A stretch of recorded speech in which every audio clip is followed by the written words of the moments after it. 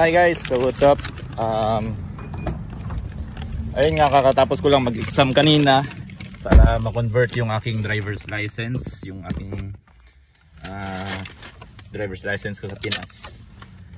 So thank you naman at nakapasa tayo. So ito yung kanilang, may binigay silang temporary, hindi ko na lang papakita yung details, pero ganito, nakasulat dito sa papel or nakaprint yung ating magiging temporary driver's license dito sa New Zealand.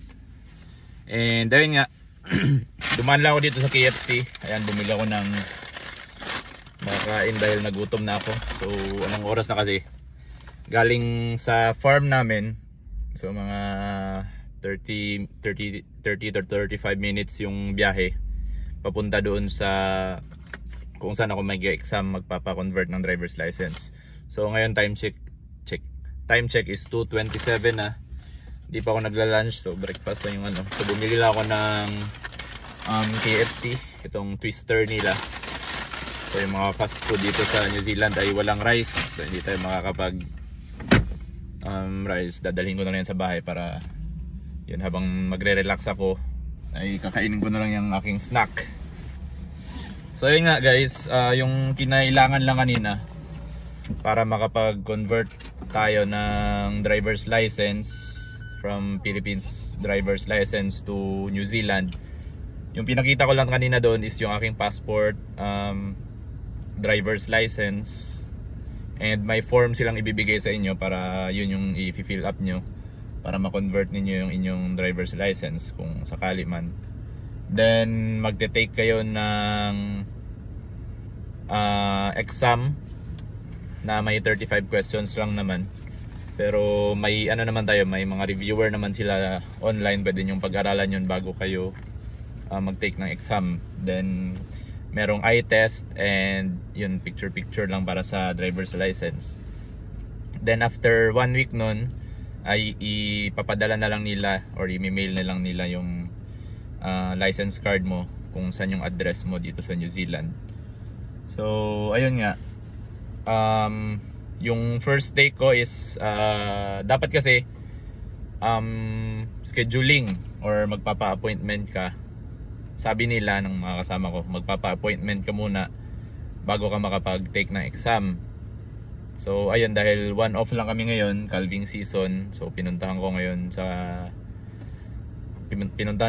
at magpapa-appointment sana ako, pero sabi nila pwede na raw ako mag-exam. So ayun, nag-take agad ako ng exam kahit na yun, hindi pa ako masyadong nakakapag-review nung reviewer nila para sa tawag niyan, sa driving test nila dito, yung mga rules nila sa kalsada. So dahil medyo malayo-layo rin and syempre one off lang ako, so sabi ko na susubukan ko na lang na i-take ngayong araw na to on the spot.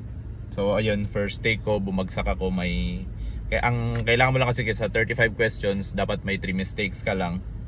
So dapat 32 yung ma-answer mong correct, kaso naka 4 mistakes ako sa first take ko. So bagsak, then sabi ko na magre-retake ako dahil 4 lang naman yung ano ko, yung mali ko. So ayun, nag second take ako and yun naman, nakapasa, may 1 mistake pero okay na. And yung binayaran ko doon is 144 yata, kung hindi ako nagkakamali. Hindi ko alam saan yung resibo ko. Puro resibo na yung sasakyan ko. And so ngayon pauwi na ako. Ayan, bumili lang ako ng merienda dahil kumakalam na yung aking sikmura. Tapos wait lang, backing na tayo guys. Oops.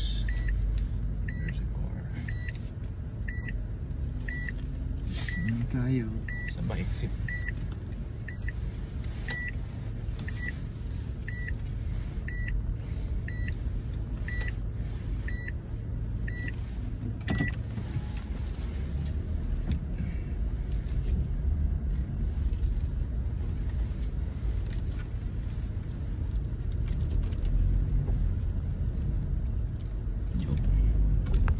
Medyo nalilito ko kasi yun, nagbablog ako and hindi ko magamit yung maps ko dahil nandito sa cellphone. Pero medyo kabisado ko naman tong kalsada dito sa Tepuki hanggang pauwi sa amin. So ayun, wait lang, sa roundabout tayo. So ayun nga, dahil bago ka mag isang taon dito sa New Zealand, simula nung araw na kung kailan ka dumating, so kailangan ma-convert mo na yung iyong driver's license bago ka mag isang taon. So dumating ako dito mga June 22 yata yun. Yan, so kailangan ko ng palitan or i-convert yung aking driver's license bago mag June. So April na ngayon, kaya ayan, pinuntahan ko na agad. And pagkatapos naman nun, so ayun, may temporary may temporary license na ako. So full license yung kinuha ko. And then pedestrian, full license yung kinuha ko, pero with with restrictions dahil kailangan ko pang mag-take ng practical na driving exam. So ayun, may driving instructor na sasama sa akin sa sasakyan, and I think yata yun, parang mga 30 minutes ba na magdadrive ka doon kung saan ituturo nung instructor. And then yun, kailangan hindi ka magkamali doon sa 30 minutes na yun. So ayun yung medyo challenging part para matanggal yung restrictions doon sa iyong driver's license dito.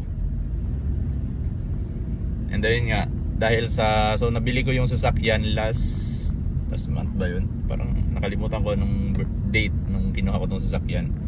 Pero nung kinuha ko tong sasakyan na to, hindi pa talaga ako masyadong nagda-drive dito sa town dahil yun nga, busy kami sa farm, calving season.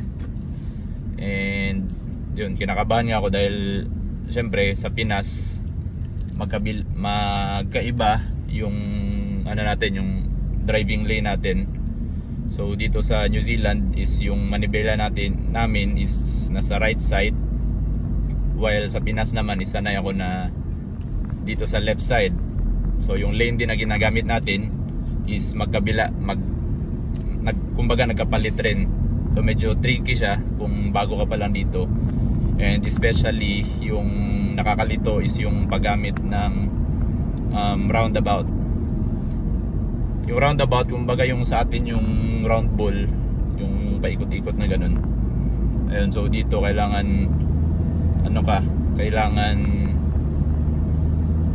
lahat ng nasa right mo sa roundabout, sila talaga yung mauuna. Medyo nakakakaba kasi siyempre kung bago ka palang mag-drive dito or nagda-drive, tapos kagaya nito ngayon, may mabilis magpatakbo sa likod ko na nakabuntot, kumbaga naka-tailgate sa akin. So medyo nakakakaba dahil kumbaga para kang sagabal ka sa kalsada. Ayan, pero naman, may speed limit kasi yung bawat kumbaga kalsada dito, susunod ka dun sa speed limit. And so kung hindi ka naman susunod, so yun, magkakatiket ka. So yun lang, kasi yung naman dito sa New Zealand, yung sasakyan madali lang kunin i-compare doon sa Pinas na syempre nagtrabaho din tayo dati sa isang car dealer dyan sa Pinas. So kung i-compare ko, mas madaling kumuha ng sasakyan dito. Kumbaga kung may trabaho ka lang or may contract ka lang, so napakadaling kumuha ng sasakyan within, siguro kahit sabihin mo yung iba same day kaya nilang kunin yung sasakyan kung kailan sila nag-apply. Yun din yung araw na makukuha nila yung sasakyan. So ganun kabilis dito.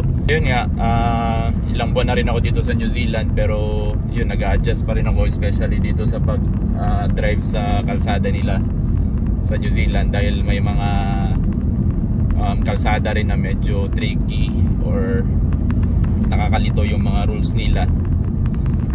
Tapos yun, nakakatakot minsan dahil sobrang bilis ng patakbo, lalo na sa mga highways dito. So hindi bababa sa, kumbaga nasa 100 kilometers per hour yung takbuhan nila dito.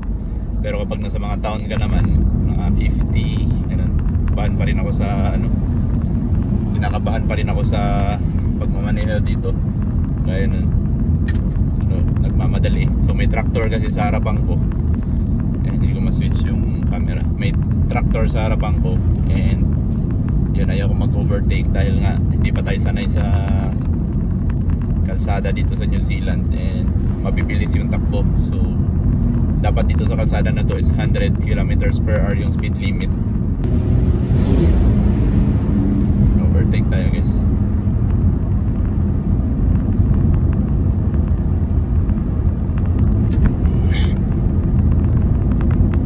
Pwede ba yung ginawa ko? Ayan nga. So nag-overtake ako sa tractor, pero ewan ko kung pwede ba yun, may camera dyan. 80.